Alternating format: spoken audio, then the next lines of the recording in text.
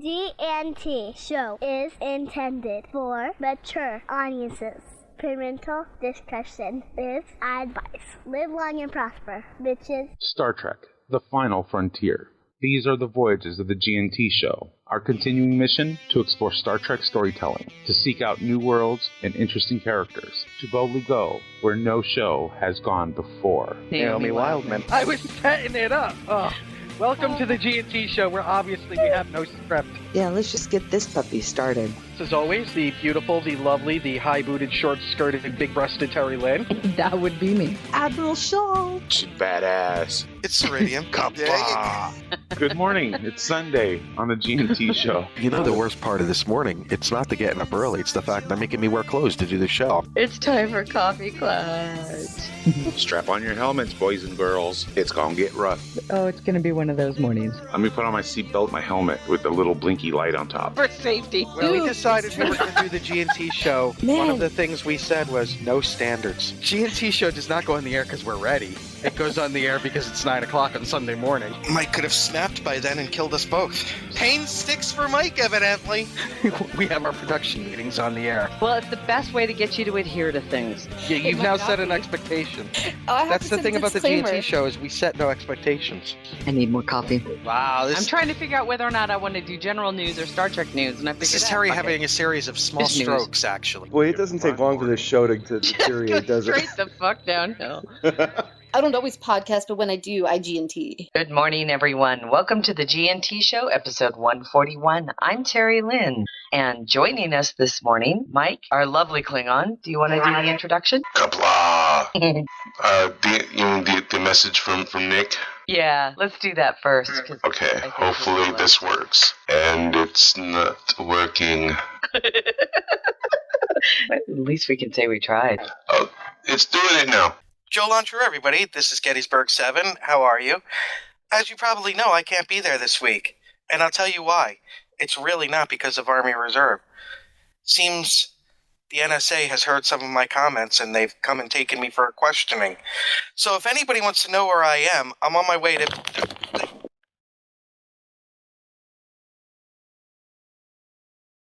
And that was our message from Nick. And none of us could hear it, Black Magnum. It's just something that went over to. So essentially, Nick, what did he say? I don't remember. Basically, the reason why he's not here today is because he's dealing with, or the NSA paid him a visit. Oh, that's right. Nice. And as he's explaining that he has to deal with the NSA, all of a sudden he's kidnapped. Abruptly. So everybody welcome Black Magnum, who again is filling in while Nick does shooty time. How's it going, everybody? Well, you know, one thing I do have to say about the NSA, I don't mind if they listen in on my conversations on my phone or whether I'm on the air or whatnot, because I can use them as an alibi. If somebody says I was doing something and I wasn't, I say, well, ask the NSA. They knew what I was doing. They're my alibi. They knew that I was in my house saying things that I shouldn't to people over the net, telling them that they're no good at playing Star Trek Online or that they need to fix their gear or something like that. So, yeah, I want the NSA to listen in on me. That way ultimate alibi. The ultimate alibi, exactly. Now, Nick, on the other hand, I'm sorry, he said the wrong thing at the wrong time. And now he's, out of society for a minute. Yeah, well, he has a mouth. It's what you do with it that will get you in trouble. Oh, I know. So funny. Well, welcome back. Glad to have you here. Glad to kind of... Thank you. It's good to be here. Always relax with you and just kind of chill. And just hang back. Hang back. That's right. And let's get into Coffee Clutch. So, Mike, our Klingon, what did you do this week, my dear? Busy week? I know that... have you been writing or have you been watching? Very little. I've been playing way too much Stowe.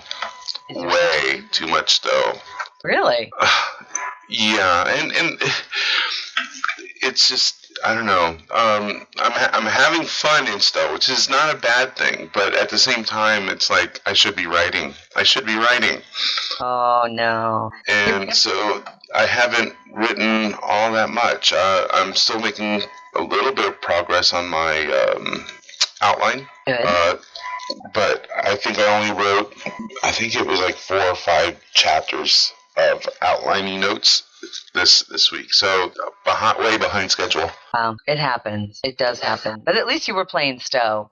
We'll talk about that a little bit later because I know that I wanted to talk about some of the new stuff that I got to play this week too. But you also kind of have been working with and getting us into a position where we can interview peeps from Star Trek Horizons, right? Yes, I've been talking with them. They just released their new opening scene for their show, and I have to say it's quite striking. Although it does sort of also is anti-Stowe, meaning that it features Iconians, and they are not what we think they are. Were they having tea together? Tea, no, but they had an enemy way worse than what we. Basically, archaeology and history has it wrong, and they're misunderstood. Okay. That'll be interesting to see. Now, this is, we can see that on YouTube? Yeah, I put the link into the chat room, and it will be in the show notes. Yeah, it's going to be very interesting, I think. I'm looking forward to speaking with them, I think, on Wednesday.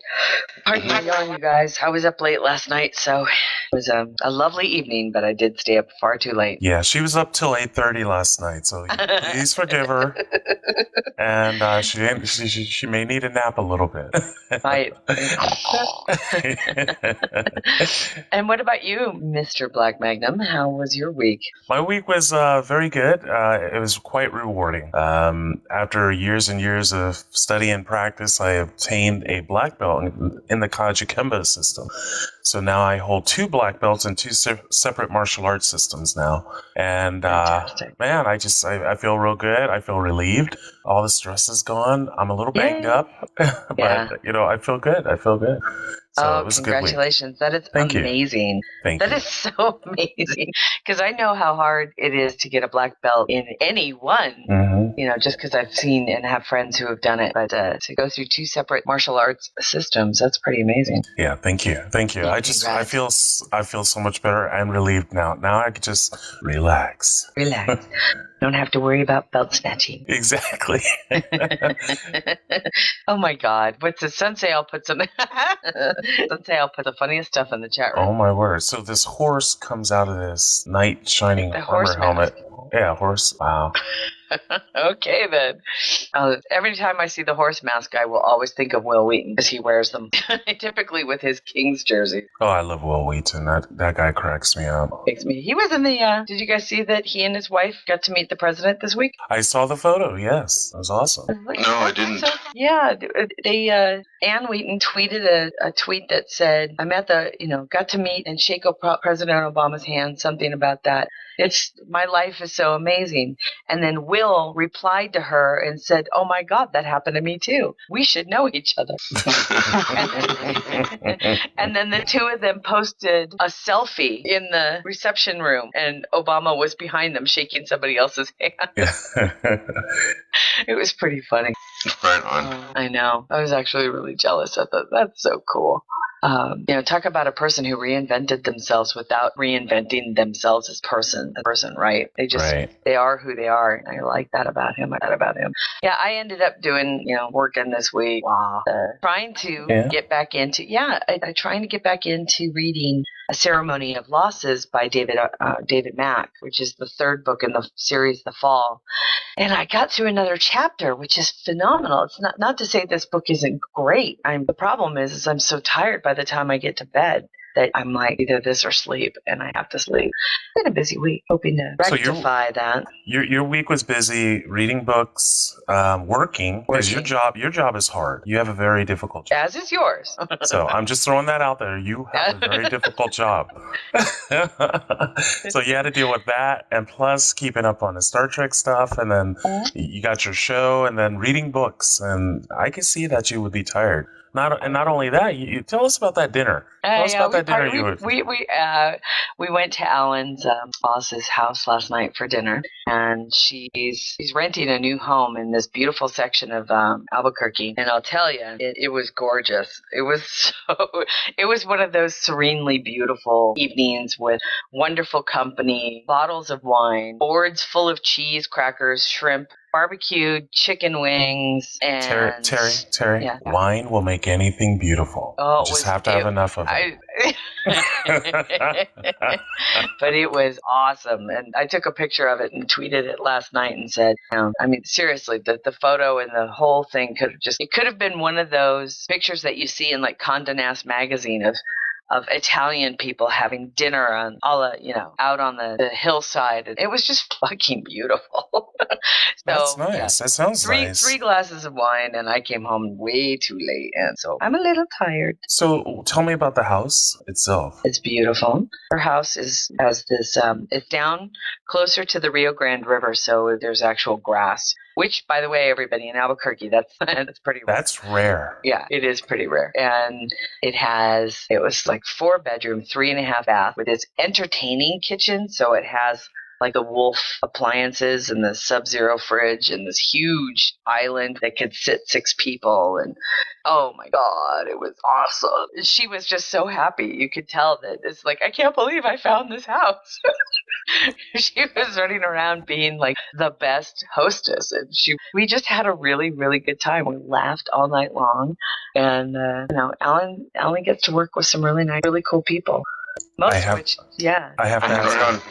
to ask you, Terry, did you steal soap from the bathroom? I did not steal soap from the bathroom. I have to say, I was very impressed that the soap in the bathroom wasn't from the hotel that they work at, because we've done that. Look, this is my attitude when I'm leaving a hotel. I'm taking the soap, the shampoo, the conditioner. Even though I'm bald-headed, I don't need it. I'm taking it because I bought it. I paid for it. This is mine. That's pretty much it. When we first moved to New Mexico, we had to live in the hotel for a month while we waited for the house. And so kindly enough, the hotel put us up in one of their suites. And the suites at the hotel have their own logo-shaped soap. Wow. Yeah, they're very cool. But so I stole those. I totally took them. I totally took those. Yeah, from the hotel I took them, but I didn't steal any soap from his boss. I was like, I would do that. But that was it. Oh, shall we get to some Star Trek news? But Mike, we wanted to talk about something else first, right? Well, I don't know what you want to talk about, but before we get too far along, I do want to mention that we did record a Book of the Club book of the Celestial Temple this month. That's right, you did. That's a tongue twister. That's why I said I wanted Book of the Month Club. And you guys said, no, you wanted to be Book of the Celestial Temple. I was like, okay, fine. You have to talk about it, but don't blame me when you can't pronounce it. Yeah. It was fun. We did. It was fun, wasn't it? It was great. Midnight Shadow and Sori and Nick and I got to sit together and talk about the first book in the series, the Gateway series, which has been out for 13 years now. A good long time. Oh, yeah. And the good, the bad, and the ugly. Yeah. I'll tell you, in just the past 10 years, Star Trek lit has changed significantly. Oh, yeah, it has. And you can tell.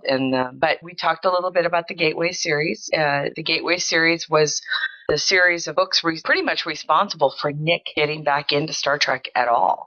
And which at the end of our conversation surprises me immensely. So that'll be up and out for release when, Mike? It's in Steve's hands. I'm going to light a fire underneath him. Okay, no problem. So. I know he's busy too. He's another one of those multi-podcaster kind of people like Black Magnum here. I just like to get around. He's easy. He's easy. And you emailed me something. Did you want to? I was thinking we could say this towards later in the show, but we can talk about it if you want. Yeah, bring it up, because Black Magnum has no idea, and to be honest, I need to be reminded. Okay. Well, I've been watching a couple of new series this year, this season. Fargo and Dusk Till Dawn, From Dusk Till Dawn. And both are I mean, Fargo obviously is based on a true story. There was a film, which is why I'm kind of bringing it up and and adding it, coupling it with From Dusk Till Dawn. From Dusk Till Dawn, it's this like vampire movie from, Quentin Tarantino. Tom Hiddleston? No, that's something else. I apologize. Well, it's this grindhouse type of film, it's very ultra violent, ultra sex, it's this kind of it's in that kind of style, nitty gritty type of style. Well, both of these series, or both of these films, just this year have been remade into television series. And in an interview with the producer of From Dusk Till Dawn, they had described the film as a short story, and the series is the novel of the story that they wanted to tell. So my question was, which Star Trek film would you like to see given the novel treatment if the film was considered a short story? Oh, that's right. So which Star Trek full-length feature film would we like to see turned into a single season? 13 episodes, cable television, so everything that means.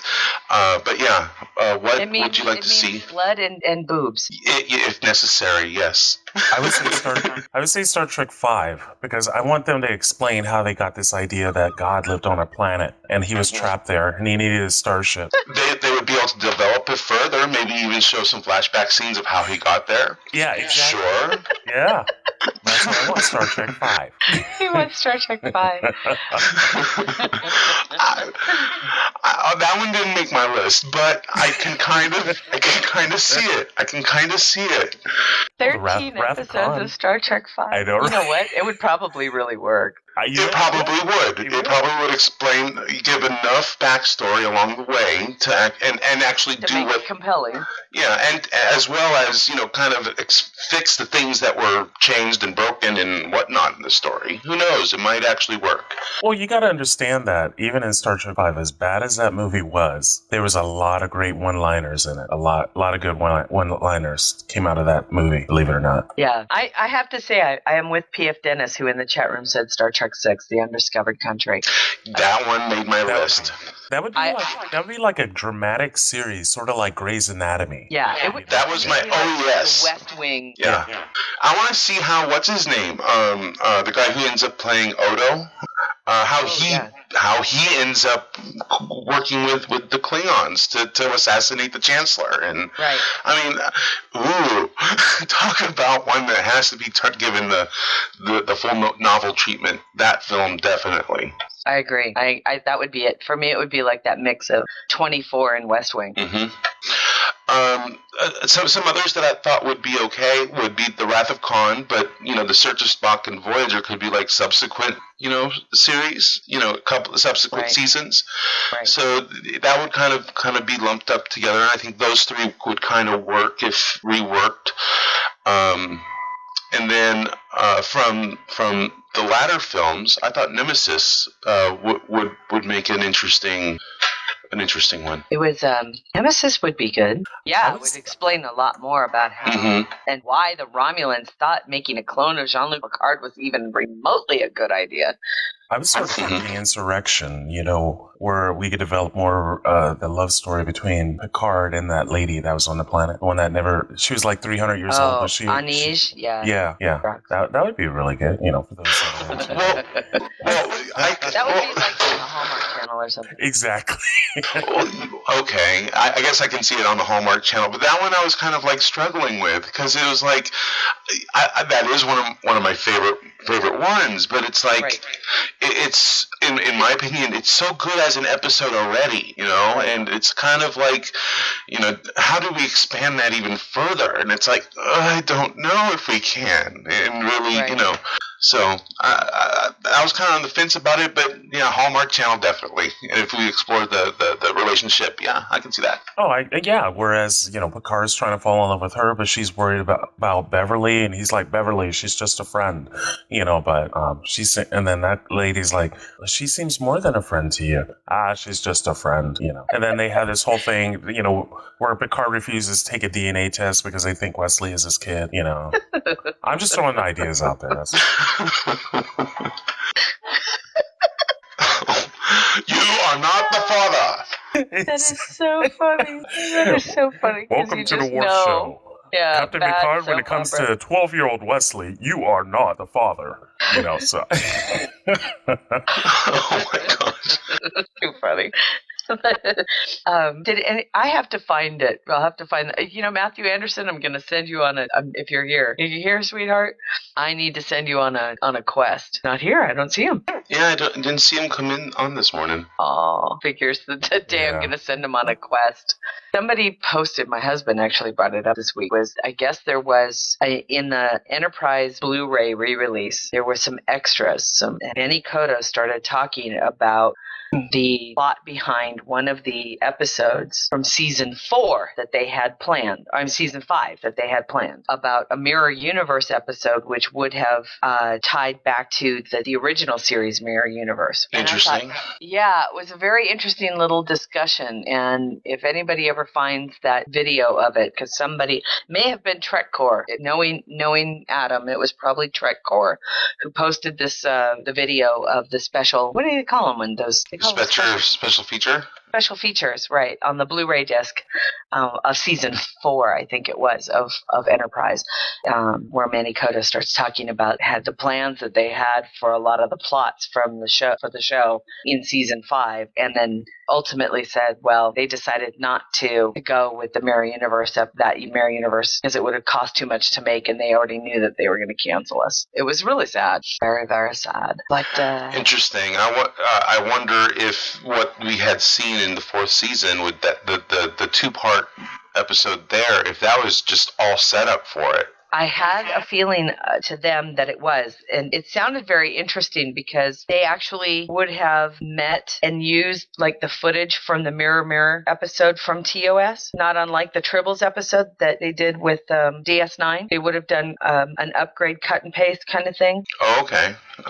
Where Mirror Universe, I want to say Mirror Universe Kirk meets Prime Universe Archer, and Kirk decides he wants the NX and it's before they take the Enterprise. It's an interesting thing where it would have been before the Enterprise existence, but he would have stolen the NX-01 because of the transporter. Wasn't the NX-01 destroyed in the Enterprise's Mirror Universe episode? And that's why I think that you have to watch this thing, because it was very confusing for me at first, but then I thought, God, that might have worked.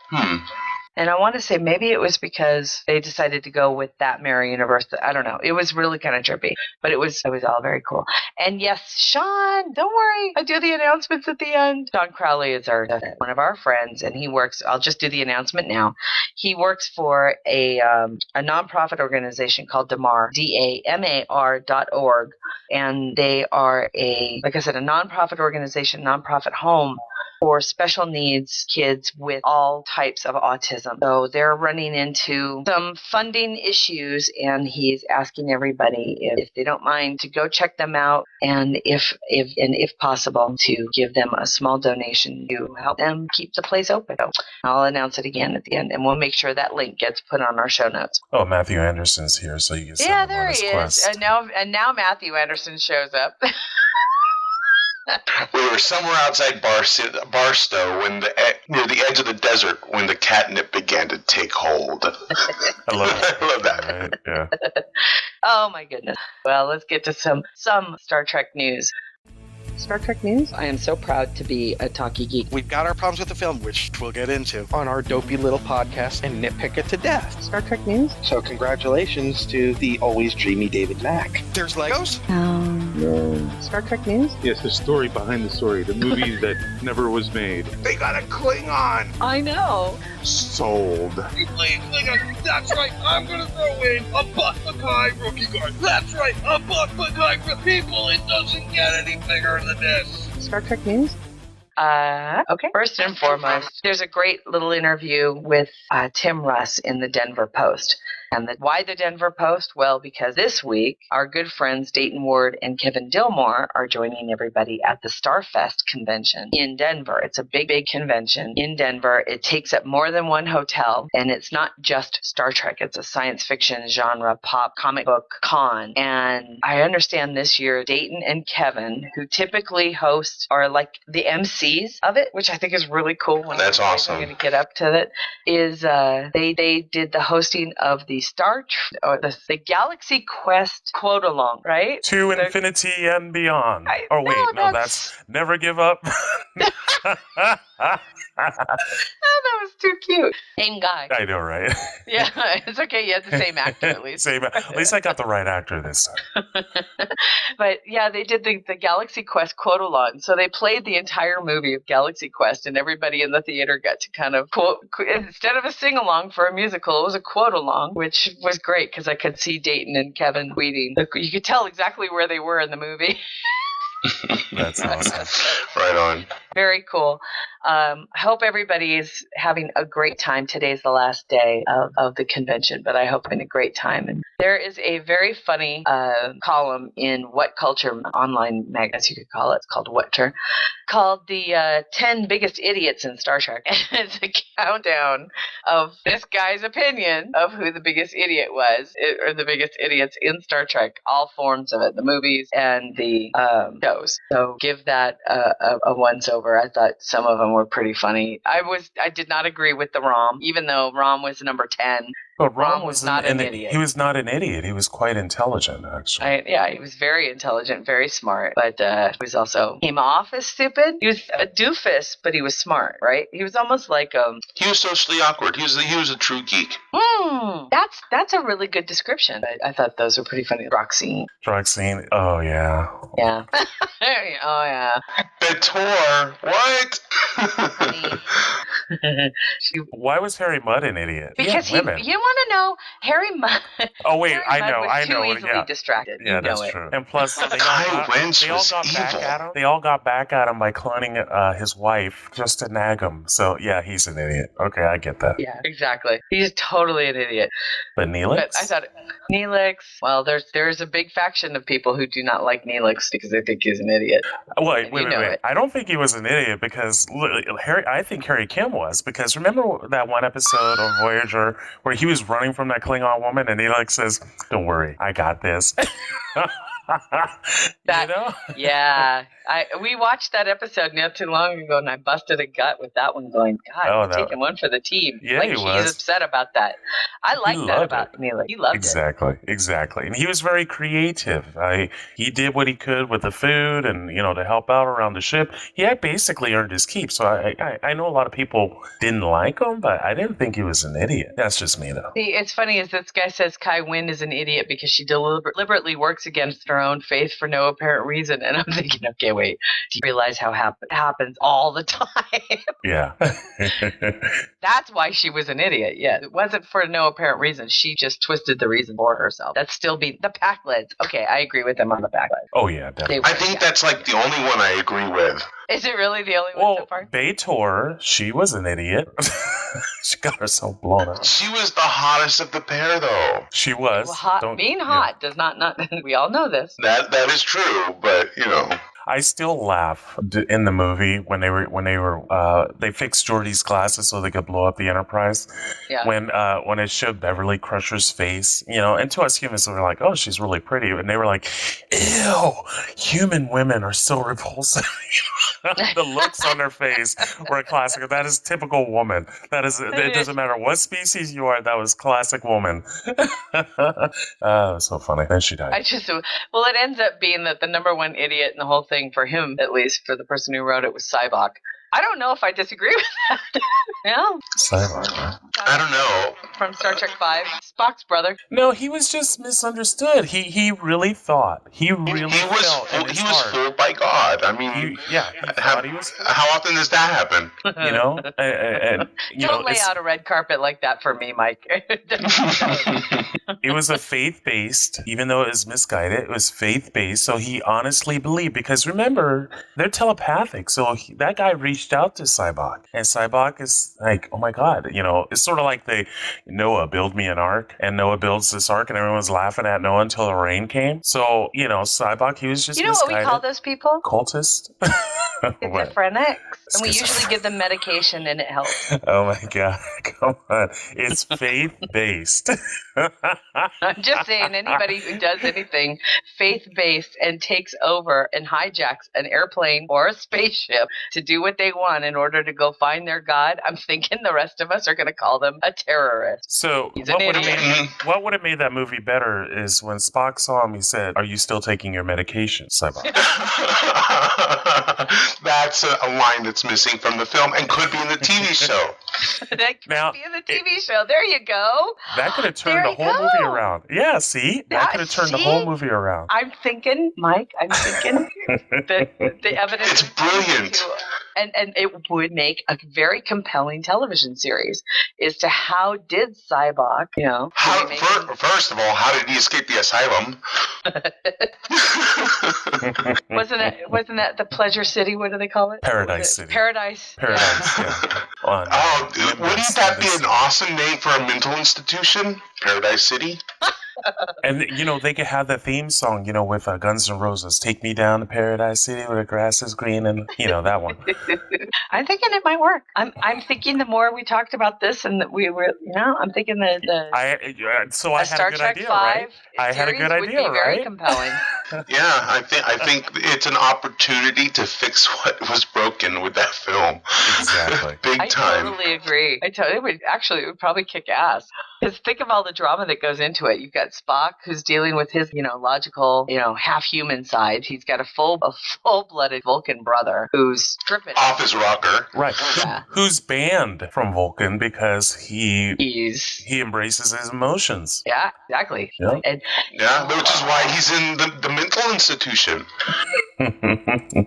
Baz wrote Paradise City Restorative Center. And day spa. And day spa. Trying to fix Cybok. All things Scottish and pizza. Sorry, that was a reference to a Saturday Night Live gig that I fell in love with. It was one of my favorite Saturday Night Lives when Kyle MacLachlan was on. Did you see that one? It was when Mike Myers was still on the show and he was doing a Scottish gig and Kyle MacLachlan played his Scottish son. Oh my God, it was the funniest thing. Sorry. But the other news that came out this week is the location for Star Trek Destination Star Trek 3 was announced this week, and it's heading back to London. So Star Trek or Destination Star Trek is the official Star Trek convention for the UK and Europe. The first year they held it in London at the Excel Center. The second year they held it was in Frankfurt, Germany. Mm-hmm. They've decided to return this year to London. The destination Londoners should be very pleased because, oh man, they were upset. Yeah, they were very upset when it moved to Frankfurt.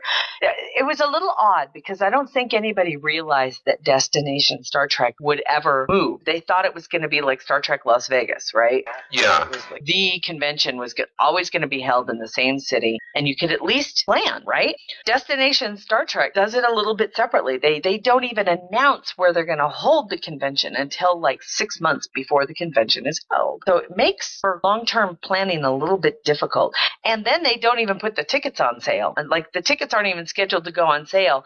But the Destination Star Trek 3 will take place October 3rd, 4th, and 5th at the Excel Center in London. But tickets don't even go on sale till June 6th. I find that just a little bit odd. Their business practices are a little bit different than we're used to because at least with Star Trek and with Creation, you can buy your tickets, you know, a year in advance. You can buy them almost, at least captain or gold tickets, you can buy almost a year ahead of time. And you can make those plans like Bazzy and Woody from and everybody else from Australia.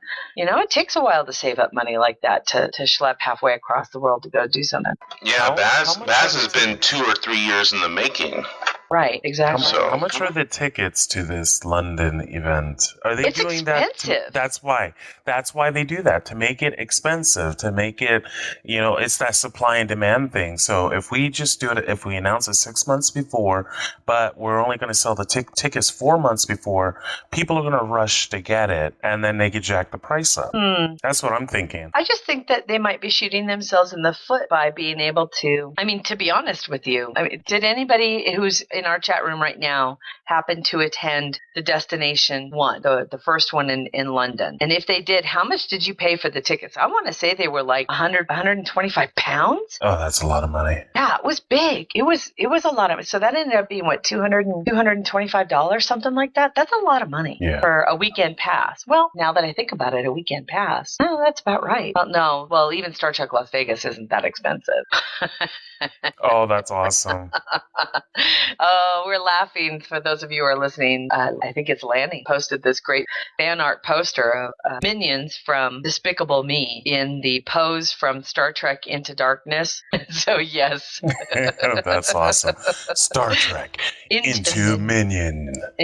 Coming to theaters soon. Great. Well, you know what, Jay? A pass for the weekend at STLV is the cost of the 4 days, because there's 4 days of the pass, and I want to say the passes are $45 a day, right? They're almost like $50 a day, so it's $200. It's $150 to $200 for the weekend. It's $319 for 4 days. Okay, so that's for you. That's Bazzy. for Baz, though, but that's for Bazzy. Yeah. And I'm talking about general admission ticket. Yeah, $319 for captain or preferred, which is actually nice because you get a reserved seat that way. Those, by the way, we used the first 2 years we went, we took captain's chairs tickets, and that's a nice way to go. I'm just saying, it's really nice to be able to go into a huge ballroom with 7,000 or 7,500 people in it and know exactly what chair is yours. Yeah, see, it's not bad. That's not bad for 4 days, and not outside the realm of being normal. Even San Diego, well, now even San Diego Comic-Con no longer sells weekend passes. Talk about a ridiculous thing that turned into. I do like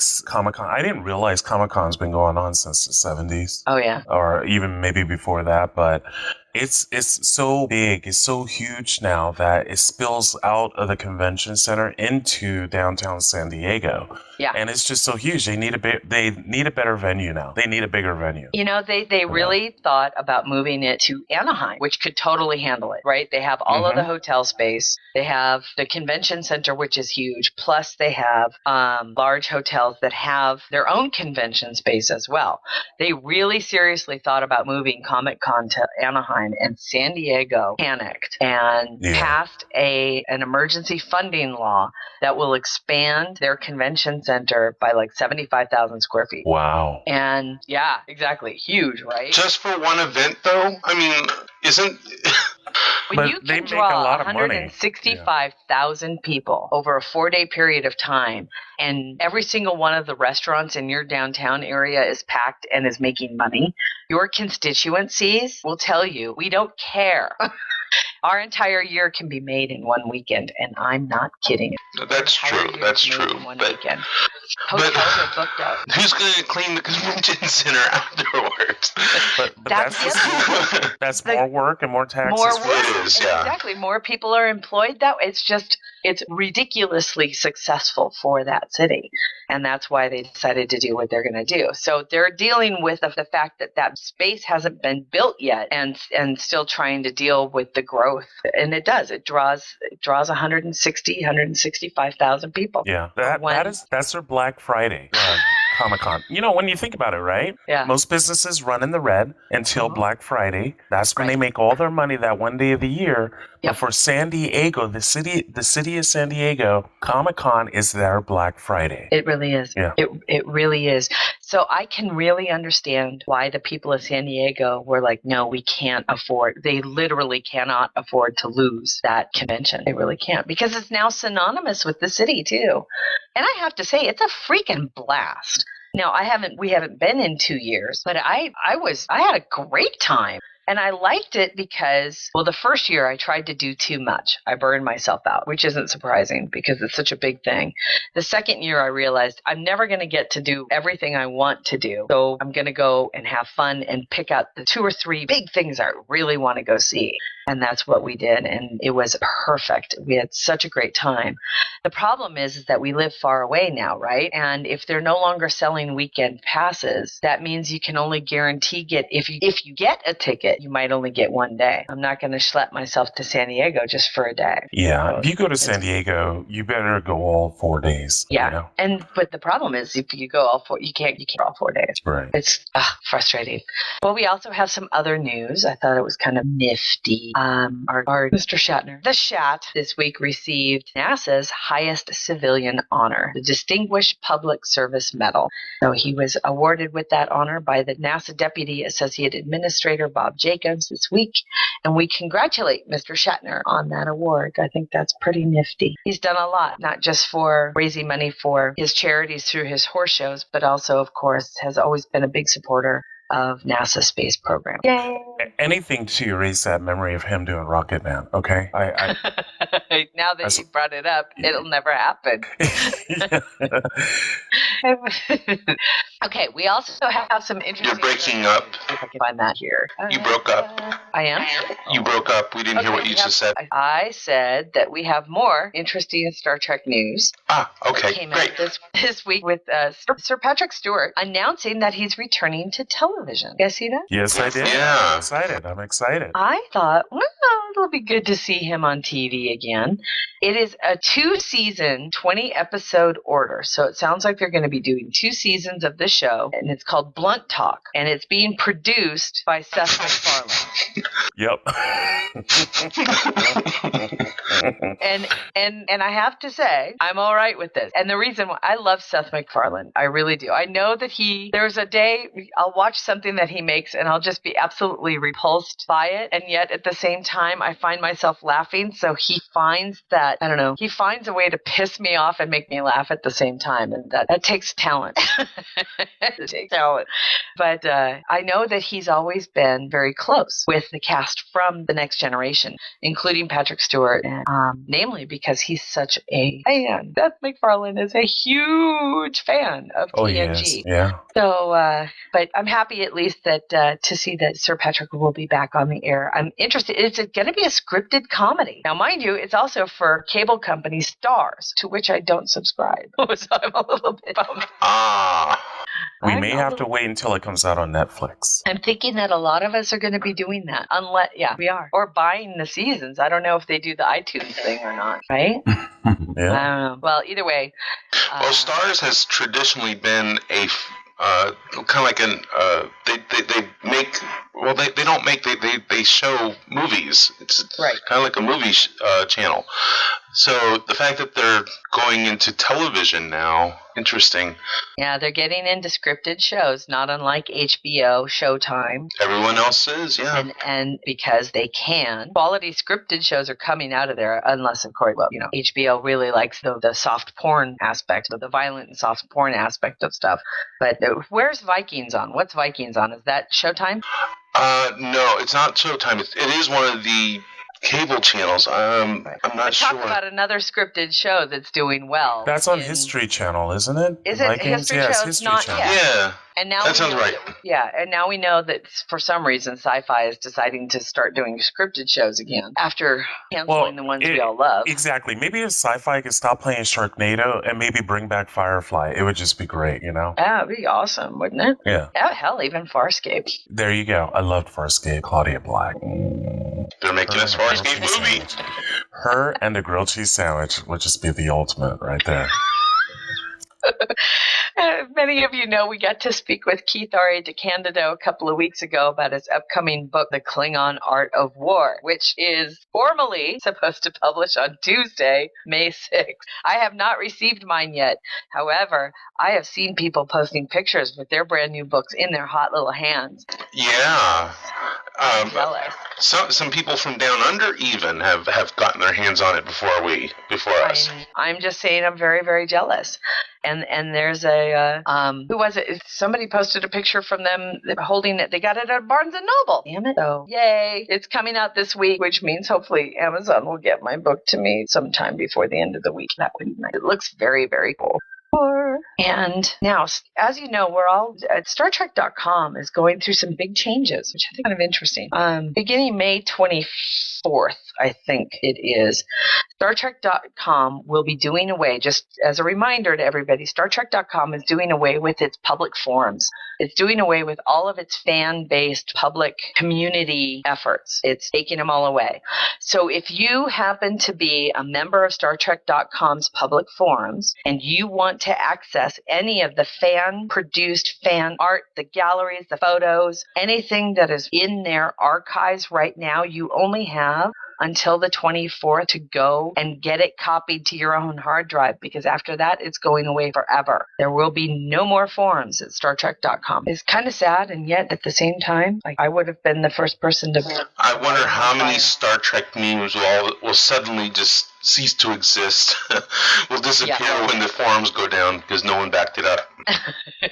But I thought it was interesting that this week they announced a new feature that will be appearing at least once a month called the Trek Archive, where they're going to be pulling up a lot of the press releases and newsletters and faxes and press kits and other things kind of from the history of the making of the shows and making it into a regular column. And they said tomorrow, which was May 2nd. So 2 days ago, they should have posted their first one, which would have been an outline of Bloodline from The Next Generation in order to celebrate its 20th anniversary. Because it debuted on May 2nd, 1994. They did this very interesting kind of take or analysis of how Bloodlines came to be.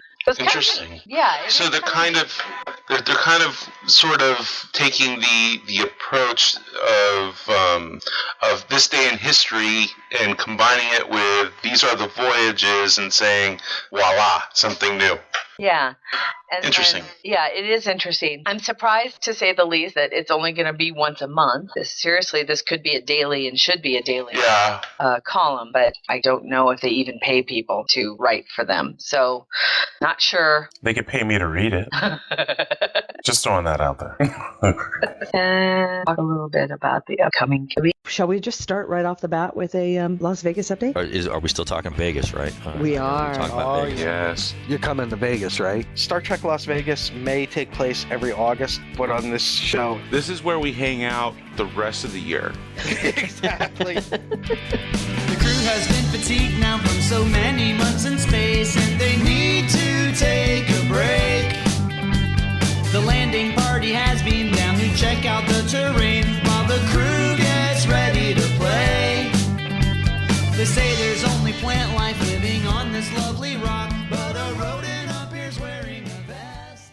We have a couple of new attendees, and I'm pretty pleased by it. Well, David Gerald has announced that he will be at Star Trek Las Vegas. I don't know if he'll be doing his writing workshops again or not, but either way, Denise and Michael Okuda will be there. You know, he created my favorite ship in the whole Star Trek universe, even though I love the Sovereign. He created the Nebula class ship. They just took pieces of the galaxy, mixed it around, and there you go. There's the Nebula. Michael Okuda? Yeah, I think it was Michael Okuda who created the Nebula class. That's really fun. I didn't know that. That is really fun. I did not know the Nebula was your favorite class ship. It is. I like the way it looks. The way it looks it speaks out to me. It's like the grown-up version of the Miranda class ship. But yes, to me it's a very beautiful, aesthetically pleasing ship. Even though I like the Sovereign because that's a bad ship, man. That thing will tear you up. But the Nebula class, I love that ship for some reason. Yeah, it's cool. It looks balanced. Yes, it does. It does. To me, it looks like a balanced ship. It doesn't look like it would, it looks solid. It looks balanced. It looks like it wouldn't fall apart. And I actually have one. I'm sorry, I'm diverting. No, we're done. Oh, okay, good. Because I have the Fleet Nebula in Star Trek Online, and I use that thing I I fight the Borg in STFs with that thing, and it won't die. My ship doesn't die against the Borg. I love that ship. I use it. I'm an engineer. I use it as a tank against the Borg in STFs, and that thing just I'm not scared of any Borg cube that comes my way with that Nebula class. I love that ship. Well, let's start. We can talk about Star Trek Online now. I want to play Star Trek Online. Engineering here. Warp engines are online. Course laid in, Captain. Engage. Your ship. Warning. Ship is under attack. Your crew. Move out. Your destiny.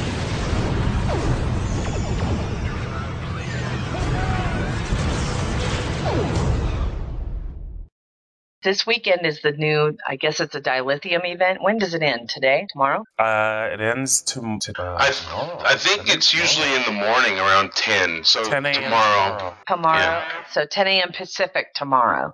Yes. And Pacific time. I'm just Pacific time. I'm just teasing. It is 10 a.m. specifically Pacific time. She was being specific about it being in Pacific. She's being specific that it was Pacific time. Yes.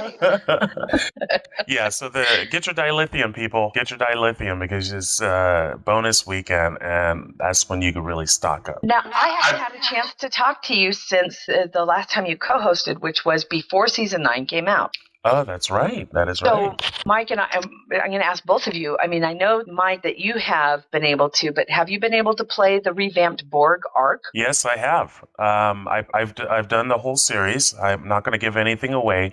The only thing I will say is they did take some episodes out. They reduced it, the amount of episodes in it. One thing that I missed was the Q. I like the Q one where you go and you blow up the ship and says, "Oh, let's do that again," and then you got to go and kill the cube again. Let's do it with Al this time, you know. Well, Al said that he wants to bring that back eventually, but he's going to redo it, and when he can get Sunday morning, I know. Yes. When they can get the gentleman, forgive me, but I know party foul, but the gentleman plays Cisco. When they can get him to do voiceover. Oh, that's right. He wants to get Avery Brooks. Yes, thank you. Why my brain went blank, I have no idea. But yes. If you ever forget Cisco's name, just ask me, Avery Brooks. I love that name. Yes. I love him too, but I just I dig it. He's the epitome of smooth. But yeah, I played it. I was really impressed. I loved and I'm trying not to give away too many spoilers because it really has only been out for a couple of weeks, and gameplay is a little bit different than, you know, book reading and from books that have been out for 13 years. But in this, if you haven't, I did not even know that they revamped the Borg arc until Al told us in the interview that we did with him last week.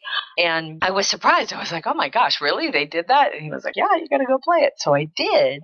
And I was glued, right? As I am with any storyline arc in Star Trek Online. I want to play through it, eat through it like crazy because I love it.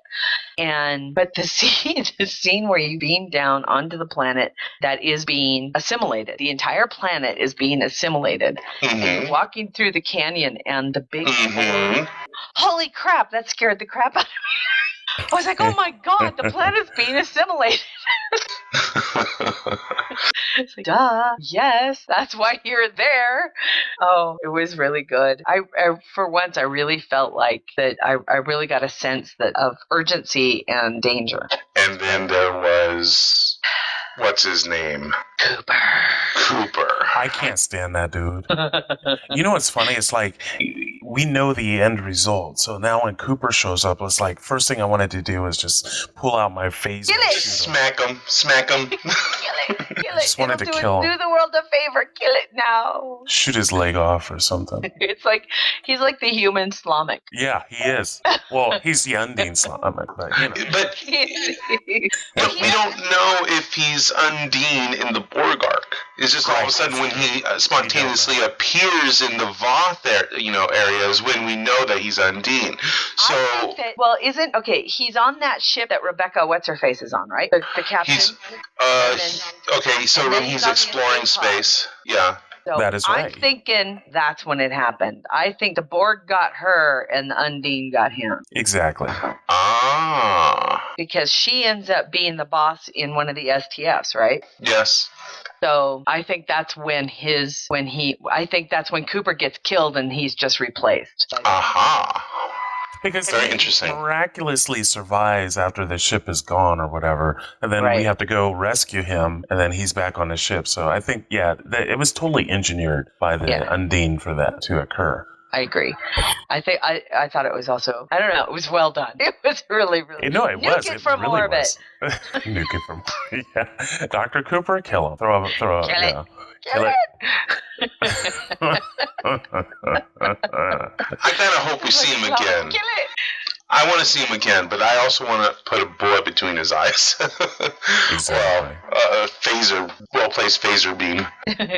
Baz even reminds us that he even uses the words, "We are weak and they are so strong." So yeah, that's the Undine. They're pretty cocky, and I was just really impressed with the graphics of the thing, with the motion of the stories. I found the Borg to be so much more compelling in this new arc and scary. The problem I never played really. I want to say I got to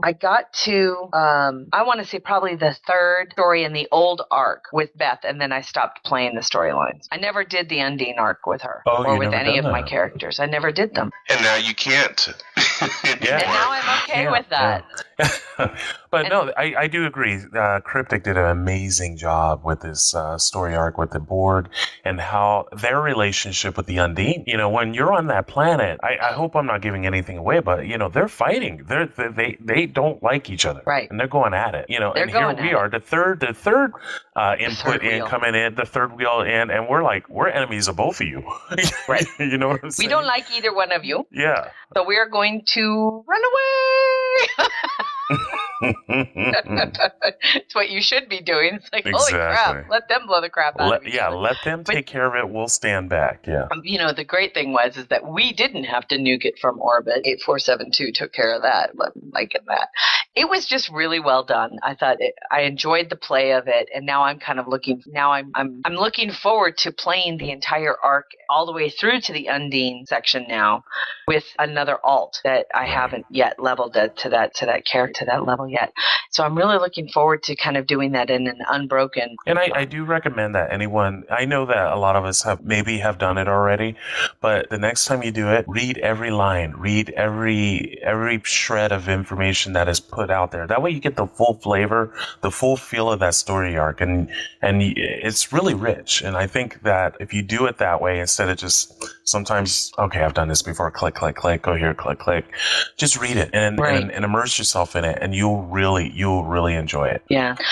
Has anybody done what Al Rivera had said to do in the featured episode yet? How many times have you played the featured episode, Mike? Just once on three tunes. What was it that he wanted us to do?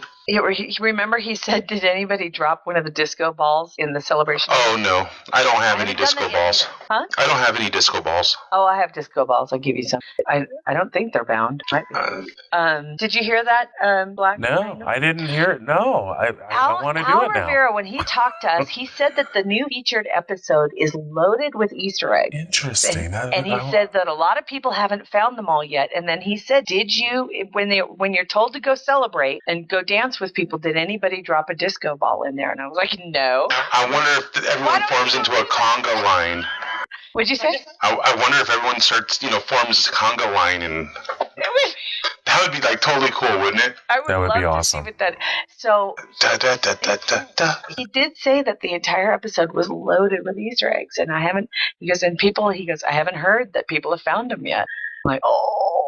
But I had no idea. It's like, yeah, because we dropped a bunch of stuff like that in there. So if you drop a disco ball, just tell me when you see what happens. I'm like, oh, I do have huge disco balls. I have 48 of them left, by the way. Wow. 11 different things went through my mind when she said that, and I was like, I will stay quiet. I was very impressed. I really liked the new play. I have to say I played one of the new PvEQ missions, and I had a blast with it. It's the one where you have to go to Bajor and kind of out the Undine. I like that one though. I do like that one. I kind of like that one better than the other ones. The other ones I've been having issues with.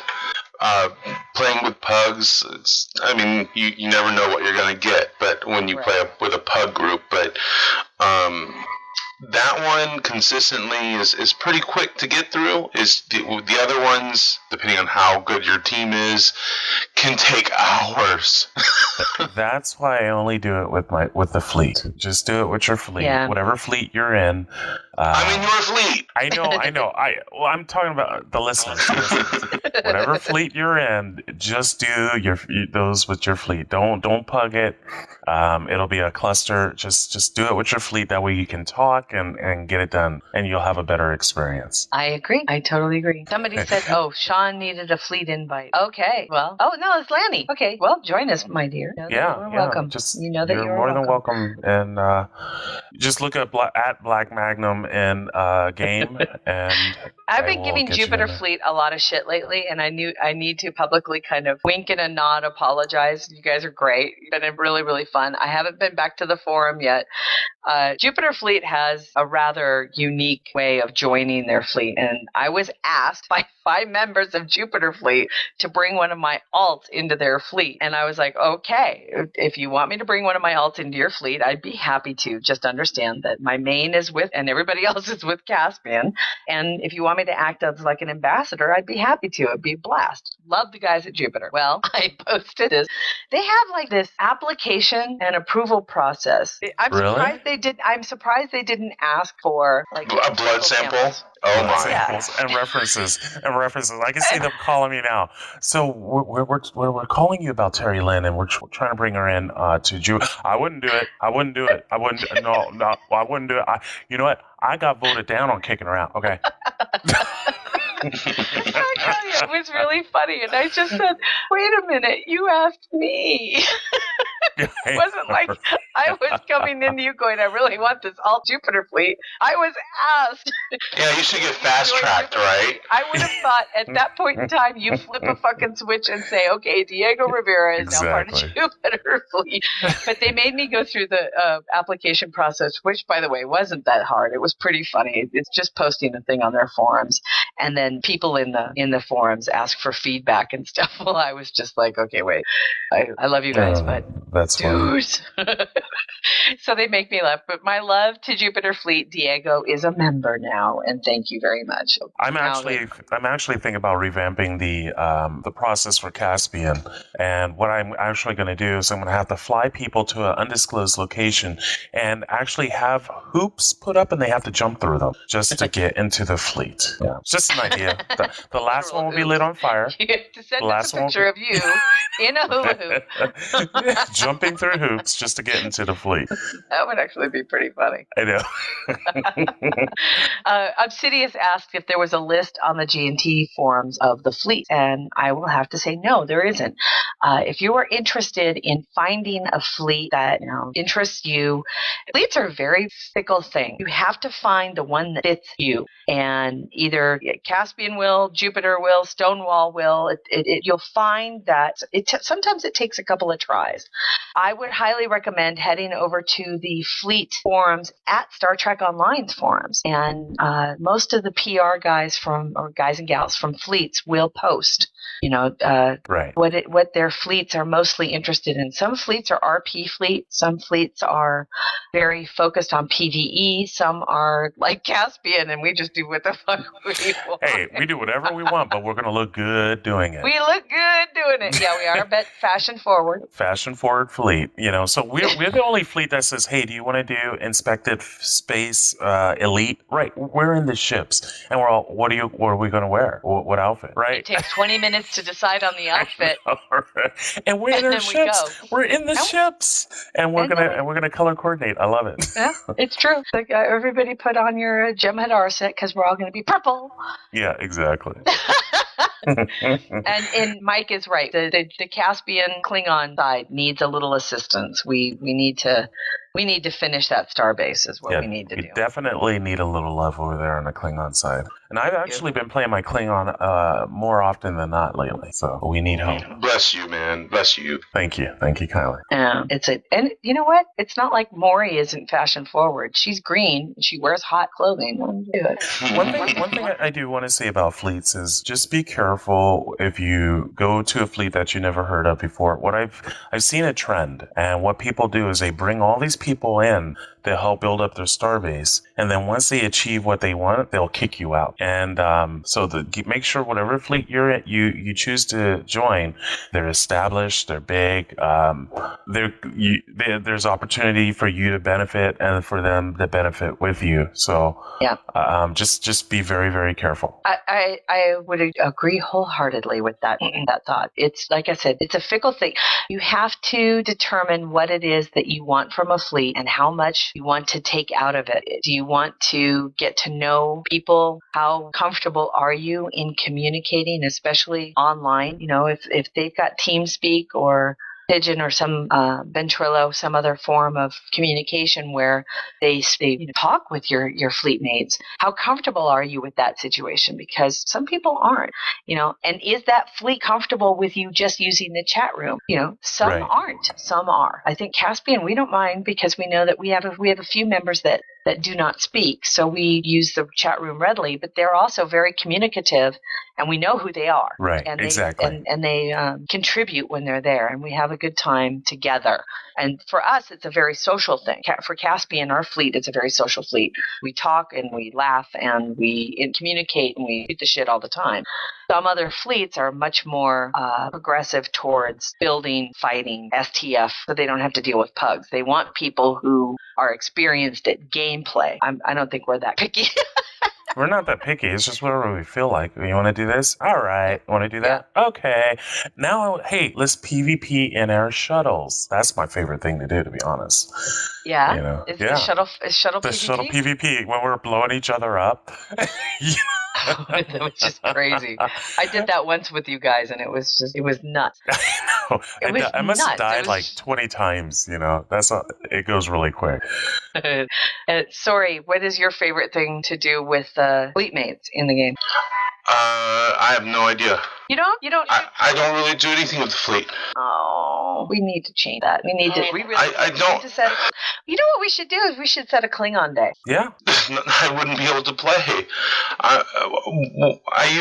When I play, I usually have a small window, usually 15-20 minutes, and it takes longer to get organized to do anything. So I log in, get it set up, and it's like, all right, I gotta go because someone's talking to me, or I've got an errand to run, or. So I can't do anything with the fleet. Oh, so that's why I'm tortured by pugs. He is tortured by pugs. Tortured by pugs, poor guy. You know what? I'm going to have to get a picture of a Klingon that's being totally attacked. On the ground, having like 2 or 3 pugs just licking him to death. Yeah.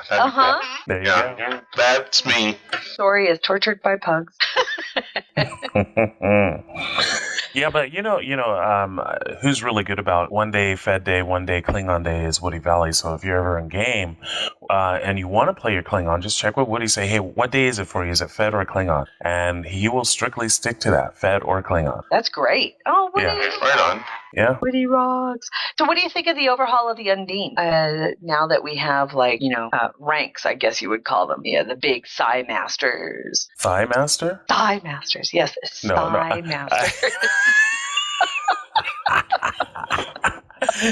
You come out there and when everybody's just has this well, at least my legs will get in shape. A species 8472 coming out with a big old spring between its legs. Yeah.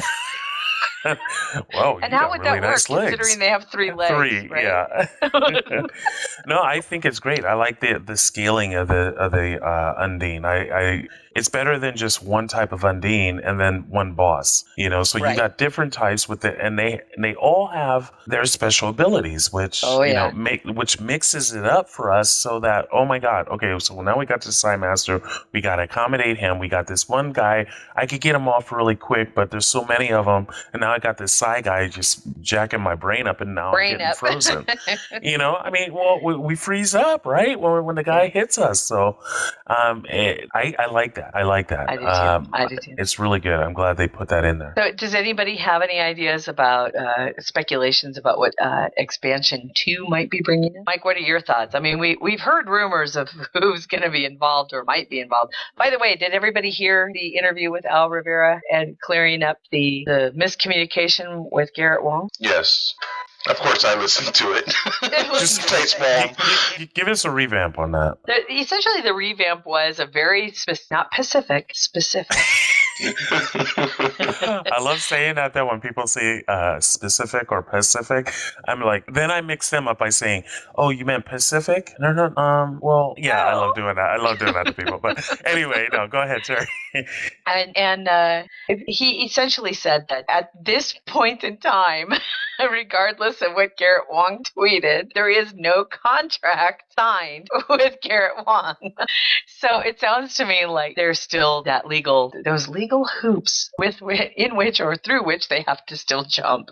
But we do not know if we're all assuming that Garrett Wong is at least being approached to do voiceover work for Expansion. I want Patrick Stewart to be in it. Can you imagine how much he charges? But it would be so worth it, don't you think? The man has an excellent voice. He has great presence. And we all know him as Captain Picard. We love him as Captain Picard. And I just like him as a person anyway. I think Cryptic would only be able to afford Make It So. I mean, that would be it. Probably right. I they can probably the Admiral Riker in the game. That'd be awesome. Mm-hmm. Well, what to expect for the Expansion 2? My guesses are obviously crafting first. Yeah, I think there will be some PvP. Because Al had mentioned that areas that have been neglected, right? If I remember correctly, that's kind of what he had implied. Okay, why does my gut say the Foundry isn't one of those things? No, Foundry will not be one of those. And when we get to the Foundry, I do want to say something, but let's keep going on the expansion. I think also we're going to get new in-game. It's all going to be Iconian stuff, but it's going to be raising the level cap. We're going to get a new section of sector space. With a few more missions to here and there. I don't know how many missions he said, but expansions tend to be a lot of content. So hopefully, we'll get to see maybe a dozen or so new Iconian type missions. And then I think so. I agree with Mike. They really need to come out with crafting. I mean, crafting that it's viable. I mean, why make where the three of us have to work together to actually make something useful for all of us. Yes, exactly. Yeah. Something like that. I think that would Boy, work. I agree. Because that'd be fun, wouldn't it? Exactly. I can't see them allowing us to make engines and shields, especially when we've got all this other stuff in there. So it has to be something that can be viable for a group or a team or something like that. Also, it may just be a wish list, but maybe give us the Undine planet, the home world. Do missions there. A planet that they've terraformed or something. Or in fluidic space, their home planet. We get to go. Oh, I see. In fluidic space. Yeah. Which, by the way, again, very cool. I love the way that the ship kind of moves back and forth with the title. The tides, we're sitting there and I'm like, why is my ship moving? Why is my ship moving? It's cool. That was cool. I thought that was half my crew lost their lunch last time I was there. That was very cool. I didn't want to be the janitor for that, on that mission. Well, Al, in our interview with him, did drop a big, not so cryptic hint. It depends on your point of view and definition of cryptic about how Expansion 2 will likely be a big crafting. Tell us. Oh yeah, he does. You have to listen to it. He does say. Well, he says it in a cryptically dropped hint. He says, "Okay, everybody, listen. I think that people would really." He goes, "I think that crafty people would be," and it was just those little hints, right? And we went, It was very subtle, but yeah, it was there. It was very subtle, but he dropped those hints, and I thought that's good. That means that at least something with crafting will occur. in. Didn't they have the system worked out like 2 years ago, but kind of just sat on it for a while because waiting for the right time? I don't know that. I have no information on which to base that assumption. Because I remember when shortly after Jeremy was hired, he had at least in document form. I remember hearing something that he had at least crafting worked out in document form, and it was just then scheduling time to actually go through and build it. So, but again, that was just... Well, seeing as though most of our high-end gear now is coming from reputation systems, what could we craft? And what do you think would be useful for us to craft? You said things that would work as a team, but what would those be? Like buffs, weapons and devices? Or No buffs. No weapons, because, we have the high-end stuff we get from the fleets, from whatever STS and stuff like that. But, things that would buff a team or... Buff or debuff the enemy. Or debuff the enemy during a whatever specific event that you're doing at that time. That would be interesting. I think the Aegis set will get a revamp to make it a little bit more, in line with the other sets. I think that I would like to see at least career-specific crafting where tactical officers would be able to produce some form of, like you said, anything a tactical officer would do is kind of cool. Here's another question for you two. Have you tried the new kits yet? Yes, I like the new kits. What's good about that is with the new kits, you could try and find the right modules, and you can set it up in a way that can make you, excuse the expression, OP, overpowered. Can you imagine a tactical officer having stealth and lunge at the same time? The buffs you get from that, there's no way How cool would that be? You cannot get away from that. Yeah. You're invisible and you lunge them and you kick them and you hit them in the head. It's an invisible Kirk Fu.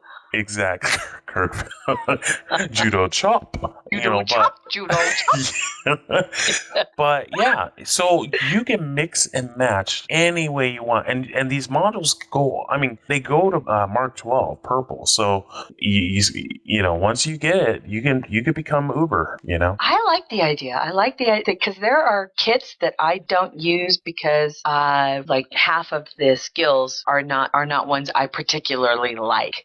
See, I'm not one of those lunge. I'm not a lunge. Well, if you were Farasan or Haitian, I would suppose lunge would be pretty awesome. Right. Because you have pounce on top of it. Oh my God. Exactly. Wouldn't that be cool? You see little kitty pounds. Well, I would like to try to, something I would like to see crafting wise is the ability to kind of like deconstruct and reconstruct kits. Because I thought, the ability to deconstruct stuff and then recreate new things. But in terms of because we're talking about kits, that's one thing I would love to be able to construct. Because I have all of these old kits, and it's like, okay, I want this power, but how do I get that power off that kit? I don't, because it's built in. I would like to be able to deconstruct it and be able to pick that module out and be able to pull it out of there.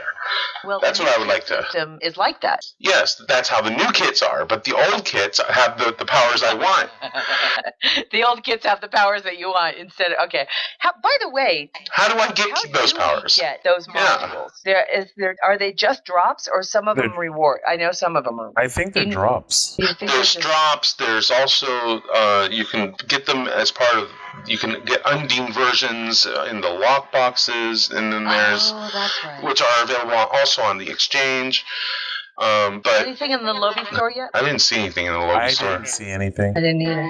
But the ones that are the drops that I've gotten so far all suck, and none of them have been for my tactical officer. So it's like. Midnight Shadow. Steve says drops mainly and from Fleet Star bases. I haven't checked the Fleet Star base yet. Yeah, I haven't either. I have to check that out because if I can pick up the modules that I want, I would like to be able. I like the I play a lot of tactical officers. And I like the one that has like Overwatch and Rally Cry. Mm-hmm. And I think there's a couple of grenades. I hate smoke grenades. Yes, I would replace that one in a minute. And I'd replace them with stun grenades. I like those. And so I like the idea of being able to put those different skills in there. But there's also a couple of new slots too. And Black Magnum, are those like buffs and The new debuffs? what? I'm sorry, the what? There's like skill slots, right? So for a tactical officer, it would be like lunge or a grenade, right? But there's also these two other slots, and I'm not sure what those are for.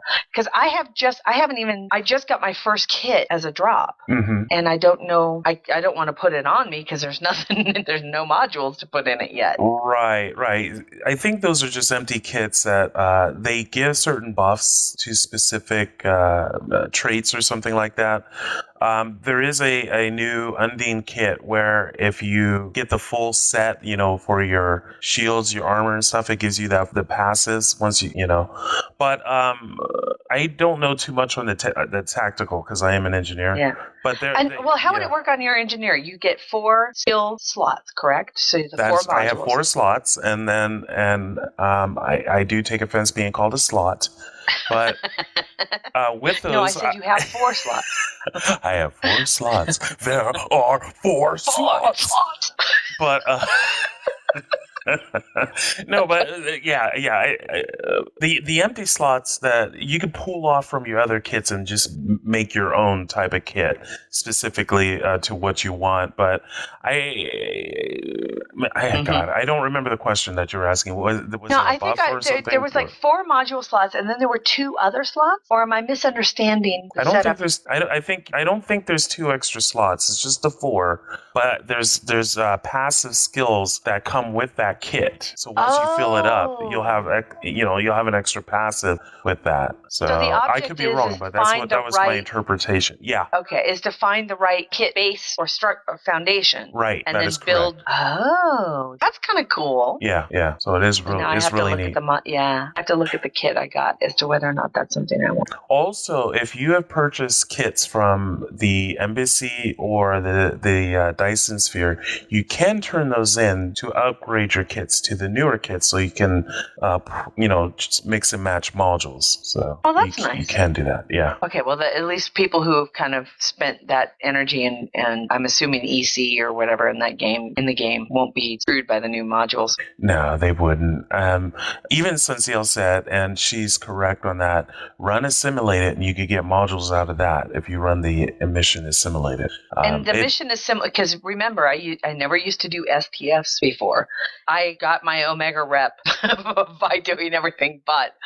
Nice. I avoided the STFs like the plague. Assimilated is not an STF though. It's one of it's I think the last episode in the new Borg arc. It's the next to the last one before you meet Tuvok, and then you go into fluid space. So. Oh, I could totally do that one over and over and over. Yeah, it's the one with the Undine being assimilated.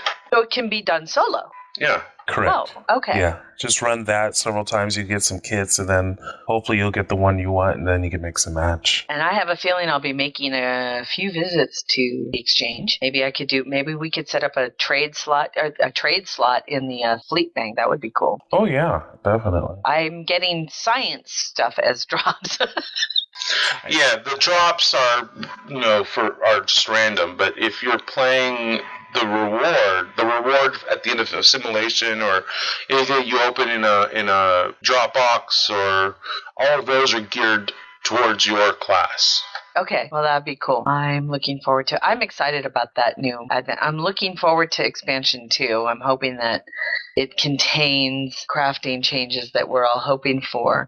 I know that no big change like this will ever satisfy everybody, so I'm already preparing myself that whatever crafting changes they make won't be what I really want. What I would love to see, and I don't know if they'll ever do this, now with the Stellar Cartography out, the book, with Star Trek Online, revamp space to match Stellar Cartography. I don't don't think so. But with Stephen D'Angelo being the EP now, you never know what you're going to get, right? Because his focuses are so much different than Daniel Stahl's were, and they're a lot on systems. Let's face it, the guy's a systems genius. He likes things to be efficient. He likes things to work efficiently, and I really appreciate that about him. I don't, and I hope we'll never lose the story aspect of it. I love where this story is going. I'm liking the fact that we're finally starting to tie up some of those loose threads and allow the story to move forward, not just into the Iconian, but the beauty is that they can always bring in something new. That's what's going to be. And that's awesome. There's so much expansion possibilities with Star Trek Online. One thing I would love to see, and I maybe it's just me, I think that space is too small in the game. I would love it to where if I use Slipstream, I may have to do it 3 times before I could get to the border before I could warp into the next system. You and I, Mike, how would you feel about that? Well, you use transwarp and you're there, so it doesn't really matter. Sector space doesn't matter. I mean, because transwarp, it makes everything just a button push away. Now, if they were to, I guess, make sector space bigger, that kind of forces people who don't have transwarp ability yet, it kind of forces them to, to travel space longer, and that could get annoying if you're in a tier 1 ship, but with transwarp, sector space doesn't really matter. I mean, really, when was the last time anyone's really flown in space in Star Trek Online? No, I fly all the time. I was going to say the other day. I have to take that back. I had to cross 2 sectors the other day. I had to go from ESD to Tau Dewa, and my cooldown had not yet finished, so I had to traipse across the 2. But to be honest with you, I didn't mind it at all. I thought it was kind of cool. Again, getting into Regulus and then from Regulus to Tau Dewa was 5 minutes out of my life, and not least of which is it allows me to do DOF. It takes you 5 minutes to go from the Sol system to Deep Space Nine. See, that's why I'm saying space is too small. Right. Deep Space Nine is a deep space starbase. It should take you a long time to get there. I don't disagree. My ship goes.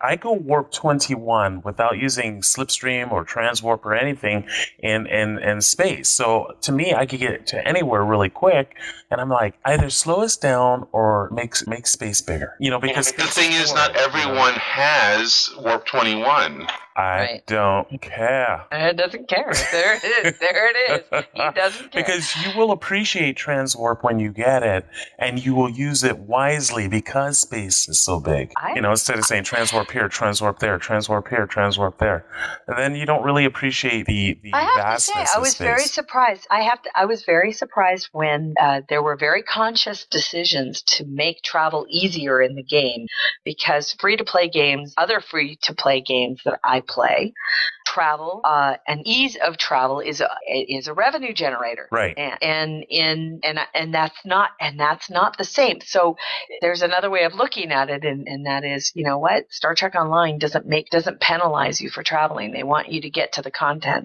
and they're not charging you to get to the content. That's they're charging EC for losing that revenue stream, but they are charging EC if you're doing a story mission and you want to transwarp to that location, they do charge EC.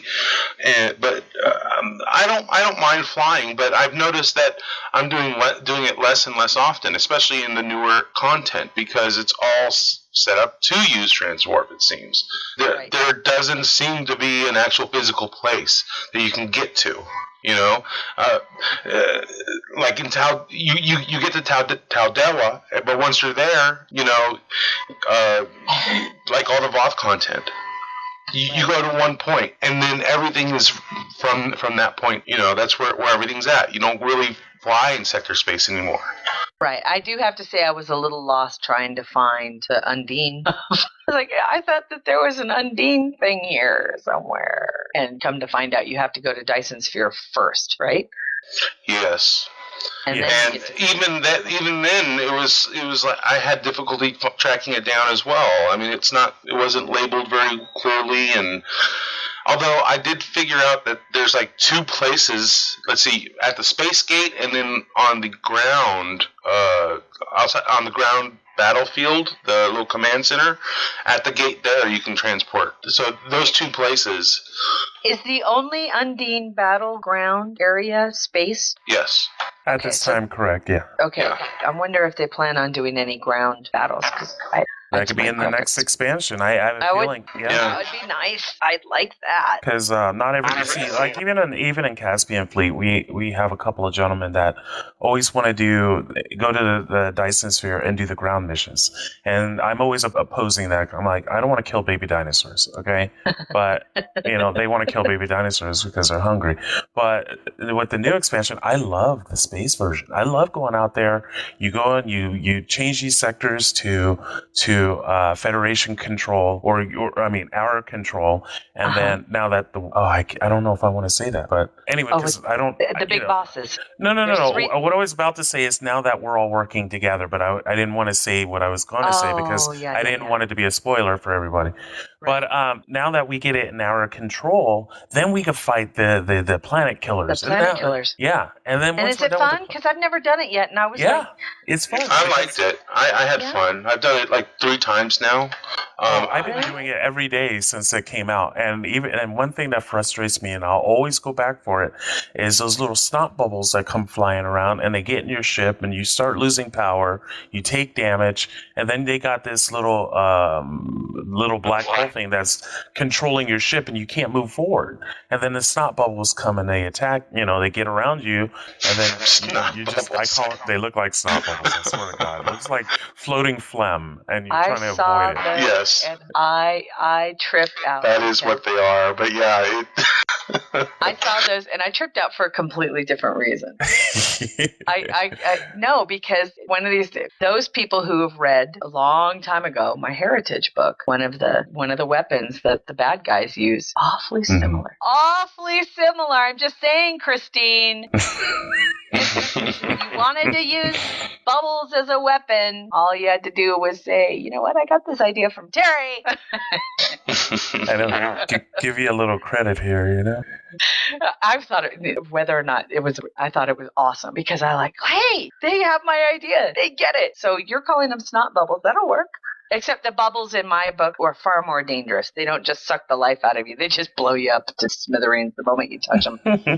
I was, I have not yet tried the new battle zone for the Undine, and I was a little nervous to do so because I tend to tread lightly on situations where I am the pug. Right. Yeah, you definitely want to do it with a group. I've done it as pugs, and there's always been someone else with a big group participating, so I just kind of tagged along.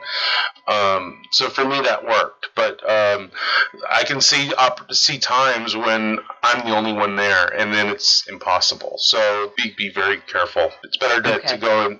Don't go in there alone. Don't go in alone. Did you see what Lanny wrote about your bubbles? Name them Terry bombs. Oh, hey, that'll work. Yeah, I'm shooting out my Terry bombs here. Would that be like sex bomb? Sorry, I was watching that movie again the other day. Anything you like. Scott Pilgrim versus the World happens to be one of my favorite films ever. I love that movie. Isn't there a song called Cherry Bombs? I think so. Yeah. Wasn't it by like Joan Jett or something? Yeah, it was Joan Jett.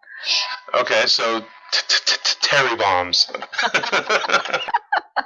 It's better than snot bubbles. Yes. I'm sorry, but that's just how my. It was hilarious. No, it was great because if you think about it, that's probably what their consistency is. Oh well. No, but it's fun because even when you're done, you think, okay, we killed the planet killers. They're like, we need you back at the starting area because now the Voth are coming in, and then this is what gets me. The Voths they offend you. They're like, kill all primates. I'm like, what? We monkeys? Then they start coming in, and we have to blow them up. Cool. It's true. I gotta try it out. I gotta try it out. I'm doing that every day. I'll do it sometimes 3 or 4 times back to back. Really? That's how much I like that. Okay, well then, if you're liking it, and I know, if you hold my hand, will you take it? I will. I'll be happy to. Yes. Thank you. You're welcome. Thank you, Black Magnum. Well, it's time for us to wrap up. Mike, what kind of announcements do we have? We have an Ask Dayton! Oh, do it. Yeah, we have an Ask Dayton. Get to read it. Did I just make her? Did you see who's here? No. Our special guest this week, none other than the man, the myth, the legend, Author extraordinaire. just ask him, Dayton Ward. Up in here, up in here. He's delicious. The man is a sage. Dayton Ward is here. Hi, Dayton. Hello, Dayton. Hello, Newman. And Mark just handed him his complimentary gin and tonic for the G&T show, so that's always good. That's good. Firefly vodka. See, if we knew he was coming, we would have taken him to the green room with the green women. God damn it, go read the Ask Dayton. Oh, Dayton. Oh, Dayton. Dayton Ward is Grumpy Cat. Dayton Ward, troller of trolls. He's such a diva. Pay attention, Ask Dayton fans. Everybody got their pad and pencil ready? Yes, I'm ready. Would you like to be a part of the Ask Dayton experience? Send your questions to hosts@gntshow.com. Oh, wait, I'm just lost in things. 1 second. No problem. We haven't. I can't believe I didn't even. Sorry, Dayton. That's what happens. I was thinking of you being in Denver. Sorry, Handsome- Dayton. It was handsome man, I take all the blame because I was distracting Terry. Yeah, he was. He does that to me. I do that. I didn't think we were going to end up doing it because we were taking so much time talking about Stowe. Well, sorry. Sorry. No, it's fine. Okay, so Ask Dayton, number 96. He titled it, "Where the hell have you been?"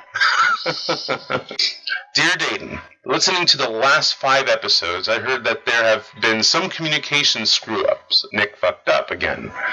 And that's why the segment listed... then that's why the segment listed Listener's Choice Award winner 3 years running has not been on. So what's new for you to share with us? Also, what do you think is the sexiest commercial on TV now? And don't you think it's time to euthanize Gary Busey? That is wrong. Oh my gosh. Dayton's response. I should have stayed on vacation. And what the hell is this about awards? Nobody told me. No limo rides, no gift baskets, no booze or hookers waiting in my penthouse. What the fuck kind of show are you people running here? I'm calling bullshit on that. So how long's it been since we did one of these anyways? According to my records, it's been well over a month since Ask Dayton number 95. What have I been up to since then? To be honest, I've been enjoying the time off. You have to understand that answering each one of these things flushes just that much more of my soul down the shitter. I mean, how many different ways can we find to talk about bacon and porn? If I know this audience, at least one more time, right? Yes, there have been questions about writing as well as the occasional interrogatives seeking advice. Interrogatives? What's that word? Interrogative. Interrogatives. Alrighty. That was just me, not Dayton. Interrogatives seeking advice on everything from relationships to queries as to my favorite films or TV shows, including various questions relating to, surprise, Star Trek. Then there's the really crazy shit, like asking where I'd want to have sex on a starship. Yeah, that happened. Yeah, it was awesome too. So here I sit, every question I receive slowly, inexorably,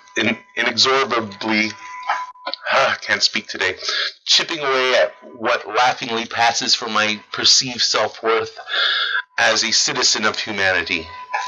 It's entirely possible that by the time we actually reach the milestone of 100 questions answered, nothing will remain of my mortal form save a desiccated husk ready to collapse in on itself and be cast upon the winds. Against the wind. He added a little sound effect. That was awesome. That was me, not Dayton. But yeah, I thought it needed a little oomph. But hey, don't worry about me. I'll be fine. Oh my god. What's new with me? Well, my liver has sufficiently recuperated from my previous novel and is now standing by as I prepare to write my next one. It was rough going there for a while, as the contract negotiations were pretty tense, but we finally reached an agreement whereby I promised not to drown it in cheap booze as I wrestle with the words, and it pledges not to explode through my fucking asshole without giving me proper prior notice. Oh my. Breathe, Mike, breathe. I guess we'll see how that goes. Stay tuned, boys and girls. As for the sexiest commercials, I just gotta cast a wide net and say anything that Sofia Vergara.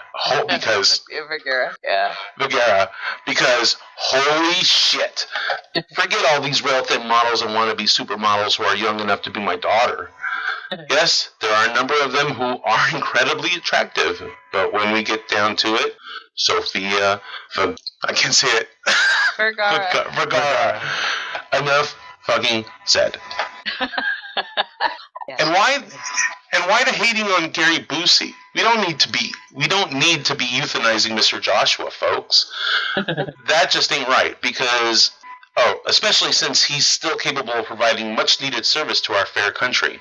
If I were in charge, I'd send him to North Korea to be Kim Jong-un's spiritual advisor.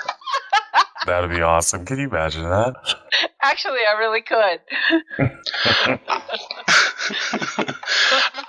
I think we can all agree that Dennis Rodman, despite his colorful personality and apparently keen and vastly underrated diplomatic skills, is likely just not up to such a demanding task. So send Rodman back to his mothership and get Jong-un and Busey together and start the clock on how long it takes Kimmy to feed his new BFF through a wood chipper. Oh my gosh. You know what? This is harder than it looks. I don't know how Nick does this every week. This is wow. For those wondering, Sofia's Vergara gives the whole thing 10 minutes. Much respect to Dayton and to Nick, because dang. Oh, so funny. Thank you so much, Dayton. Thank you, Dayton. Thank you so much. And I'm glad that we got to end off the show with that, because that was awesome. And I missed you so very, very much. And I hope that things went well for you and for Kevin over at Starfest. It sounded like it was a blast. We're going to follow up right now with a couple of announcements. Don't forget to support our friend Sean over at Sean Crowley, who asked us to kind of give his work a plug. He works for DAMAR, the DAMAR organization. They are a nonprofit organization that assists autism and autistic families and children. And right now you can head over to them and check them out at damar.org, DAMAR.org. Also, don't forget to support our wonderful friend Lanny in her search and how do we call it? Her quest. A transition fund. To finish her transition. We have the GoFundMe, I believe it is a GoFundMe page, which we will again put in our show notes. And if you can, make a small donation to help her offset the out-of-pocket costs for that. And we wish her all the best, as we always do. We're very excited for you in your journey in this regard, my dear. And I'm happy and I'm glad that you're moving forward with making yourself be a representation of who you already are to us. So thank you. Let's see what other things we got going. The book club. We just finished recording last month's book club last week, and Midnight Shadow will be getting us that stuff.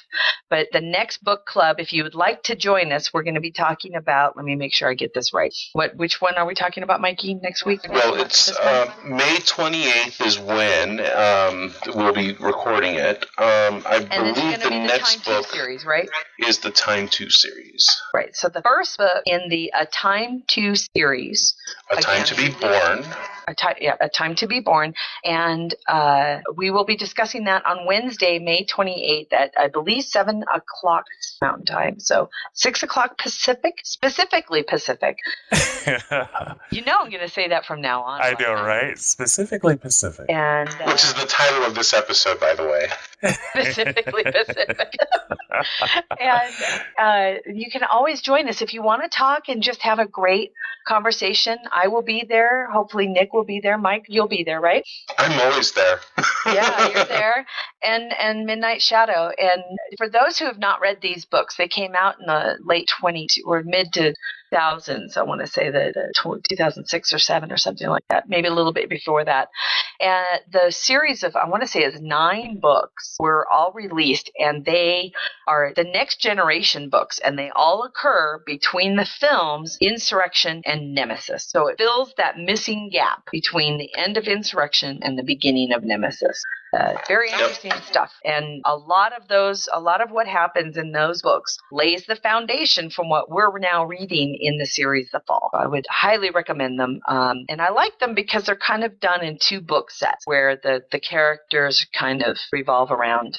So the first book in the series is A Time to Be Born, and we will be talking about that on Wednesday, May 20th. Next week, our shooty boys should be back, even though it is Mother's Day. Oh, that's right. But we will double check. Please pay attention to this site because although I will be here, I don't know if my co-host will be available. I'll be here. Well, then Mike and I are on. And we can always get Alan if Nick can't join us. And if Nick can't come, then we've got Kojiro Vance to fill in unless Black Magnum, you want to join us as well. Okay, I was just, flipping through a few things, and I came across that Jonathan Frakes will not be at the con this year. That's right. He's directing The Librarian. I'd missed that somewhere. Oh, can I say something about The Librarian? Absolutely. So, Terry, you turned me on to that the last time I was on the show with you guys. Oh, yes, we did. That's right. I watched all 3 seasons within a matter of a couple of days. I fell in love with 3 seasons? Well, Isn't it 3 movies. 3 movies. Yeah, but it's amazing. I loved it. I absolutely loved it. It's so great. It's brilliant. Yes. I thought so, too. So I wanted to thank you. I wanted to thank you welcome. for turning me on to that. You're welcome. I'm very excited about that because now they're making, for those of you who did not get to hear it a couple of weeks ago when we talked about it the last time Black Magnum was with us, they had made an announcement that they are making a television series, a scripted television series for TNT, I think TNT, of the library. It's the novel, not the short stories. But Rebecca Romaine will be the lead character in the television series. So I'm very excited. Jonathan Frakes will not be able to make the Star Trek Las Vegas convention because he'll actually be directing an episode of The Librarian for that. So that's awesome. Great. This is the same guy, the same group of people who made Leverage. So yeah, it's good. Yeah, it's going to be awesome. Great. No, I do turn Black Man. Well, that works both ways, Sunsail. He turns me on too. All righty. Have a great week, everybody. If you've got any questions, you can follow me at Terry Lynn S on Twitter, or you can email us at hosts@gntshow.com. Black Magnum, where can people follow you? They can follow me on Twitter at Anthony Battles, all one word.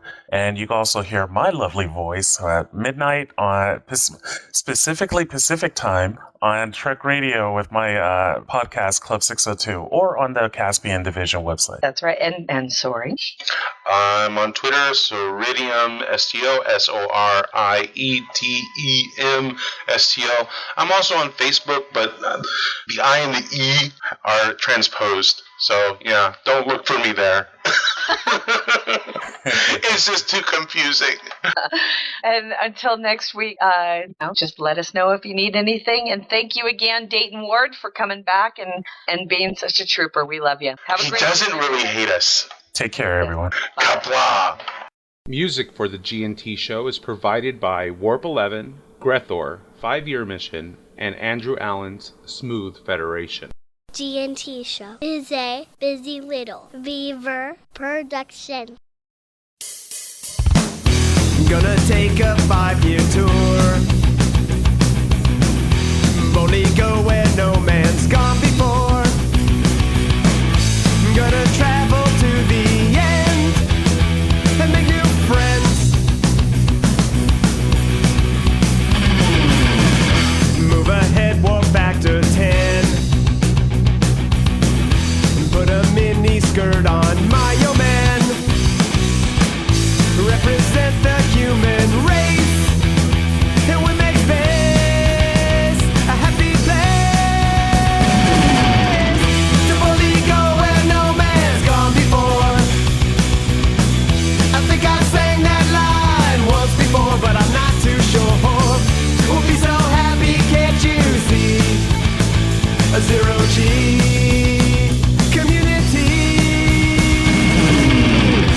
gonna travel to new worlds. Beam on down and meet some green girls. Gonna see what we can see. A fancy-free galaxy. To boldly go where no man's gone before. I think I sang that line once before, but I'm not too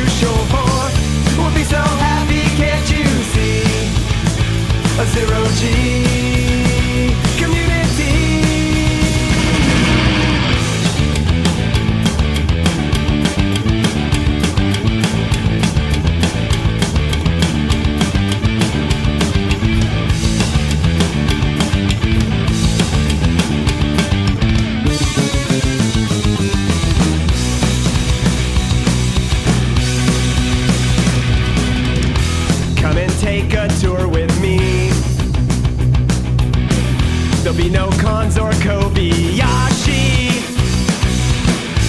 Gonna travel to the end and make new friends with aliens. Double ego and no man's gone before. Space happy. I think I sang that line once before, but I'm not too sure. We'll be so happy, can't you see? A zero-G community. Double ego and no man's gone before. Space happy. I think I sang that line once before, but I'm not too sure. They'll be so happy, can't you see? A zero-G